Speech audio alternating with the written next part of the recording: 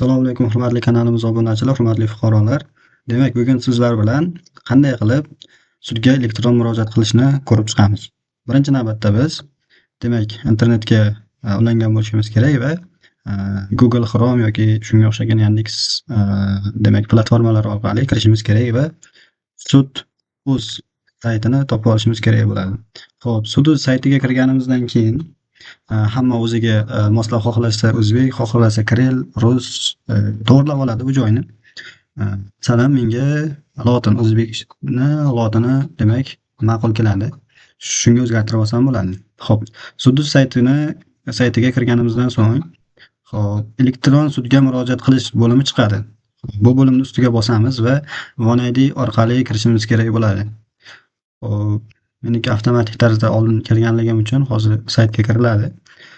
Va bu joydan mana demak sud.uz'ni interaktiv xizmatlar bo'limidagi sudga elektron murojaat qilish bo'limi orqali demak kirdik va murojaatlar bo'limiga o'tamiz hamda murojaat yaratish qismiga o'tib, demak sizni demak ishingizdan kelib chiqqan holda iqtisodiy, fuqarolik, ma'muriy, jinoiyga demak onlayn elektron murojaat qilsangiz bo'ladi. Masalan, men demak fuqarolikka murojaat qilmoqchiman deylik. Bu joyda esa birinchi instansiyaga murojaat qilyapsizmi yoki birinchi instansiya hal qiluvchi qarorini ustidan apellyatsiya tarzida murojaat qilyapsizmi yoki kassatsiyami, taftishmi, shuni tanlagan holda masalan birinchi instansiya deylik. Xo'p, keyin esa da'vo tartibidami, buyruq tartibidami yoki alohida tartibdami, buni ham alohida belgilab ketishingiz kerak bo'ladi. Bo'lmasa keyingi bosqichga o'tmaydi mana. Bu joyda to'ldirishingiz shart, oldingisiga o'tmaydi bo'lmasa. Xo'p, masalan, siz demak aytaylik, aliment bo'yicha beryapsiz, buyruq tartibida birinchi bergansiz, endi esa da'vo tartibida bermoqchisiz, umumiy tartibda.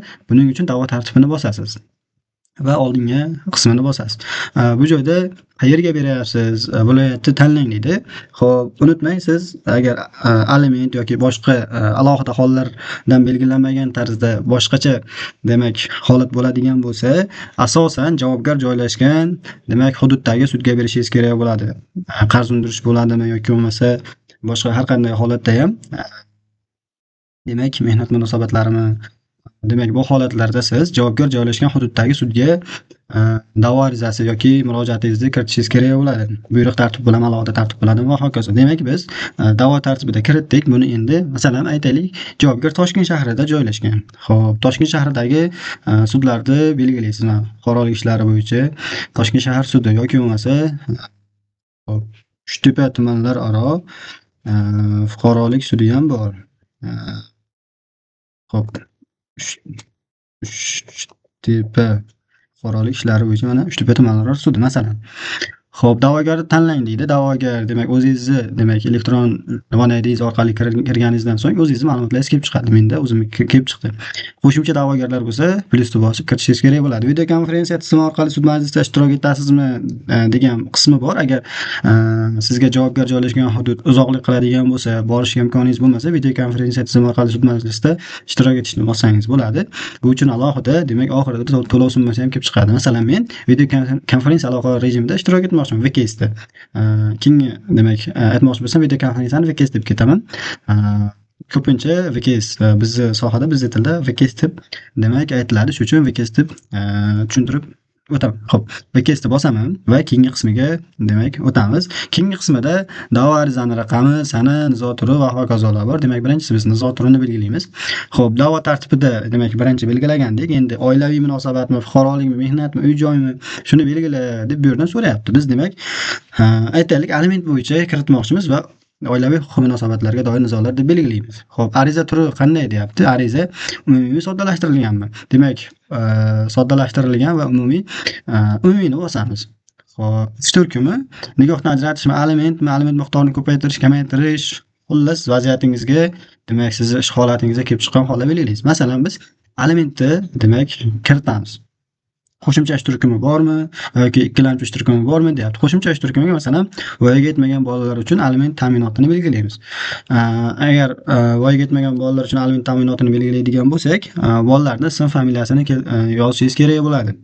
Xo'p, hozir menda ism familiyalar bo'lmaganligi uchun boshqasini belgilayman. Masalan, xo'p, ota-ona ta'minoti uchun aliment undirishni belgilayman. Xo'p, da'vo summasi agar sizlarda bo'ladigan bo'lsa, qo'shsalaringiz bo'ladi.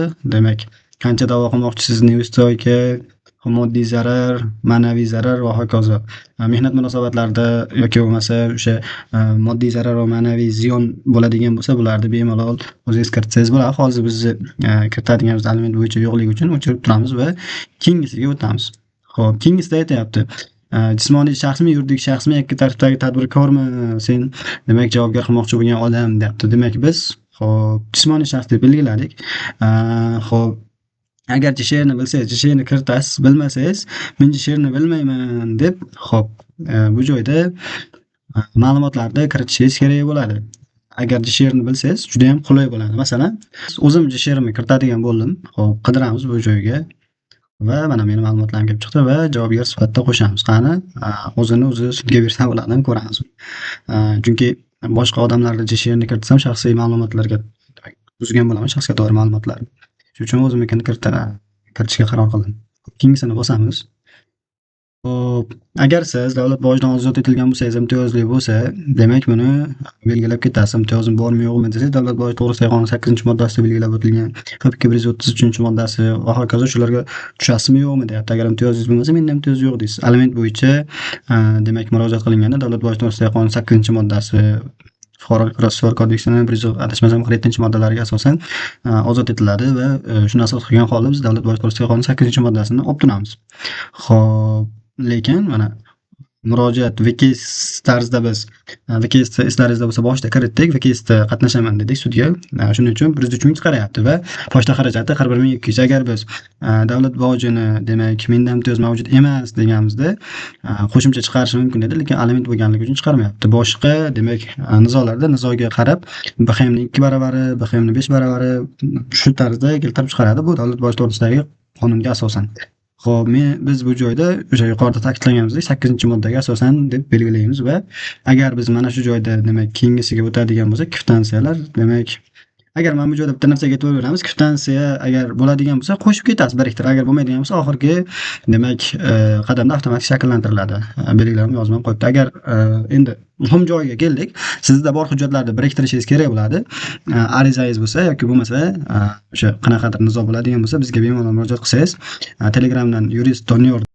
Demak, videomizda uzilish bo'lgan ekan. Biz mana bu jarayonga kelgandik, hujjatlarni biriktirayotgandik. Hujjatlarni mana shu qismda biriktirasiz. Sizda ariza bo'lgan bo'lsa, ariza, ilova qilinadigan hujjatlar bo'lsa, biriktirasiz. Agar sizda hujjatlar bo'lmasa, ya'ni ariza, da'vo ariza yoki boshqa hujjatlar bo'lmasa, ya'ni o'zingiz yoza olmagan bo'lsangiz, bemalol bizga Telegramdan murojaat qilsangiz, bu hujjatlarni shakllantirishda biz yordam berishimiz mumkin bo'ladi.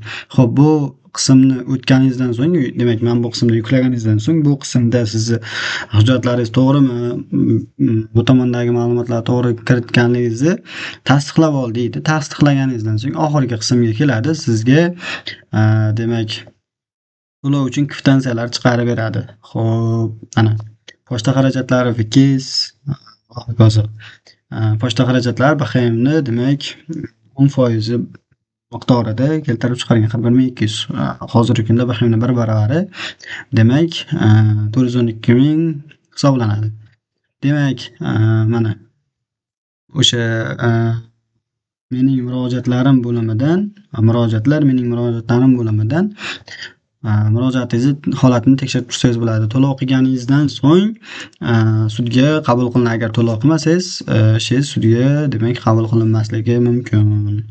Xo'p, agar VKSni biz boshida belgilamaganimizda bu joyda chiqmasdi, faqat pochta xarajati bo'lar edi. Shunga qarab, holatingizga qarab VKSni belgilaysiz yoki belgilamaysiz. Qanaqadir savollar bo'lsa bemalol Telegramdan bizga Yurist Doniyorga mana shu akkauntga murojaat qilsalaringiz bo'ladi.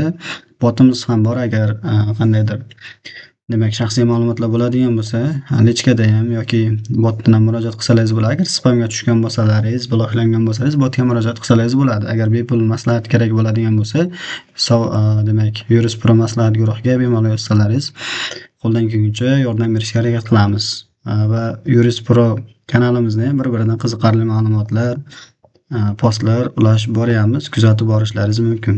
Demak, imtiyozlar haqida ham oxirgi postimizda kanalimizga joylangan postlarni mundarija tarzda biriktirib qo'ydik. Bemalol foydalanishlaringiz mumkin. Keyingi videolarimizda ko'rishguncha sog' salomat bo'lingizlar. Rahmat hammaga.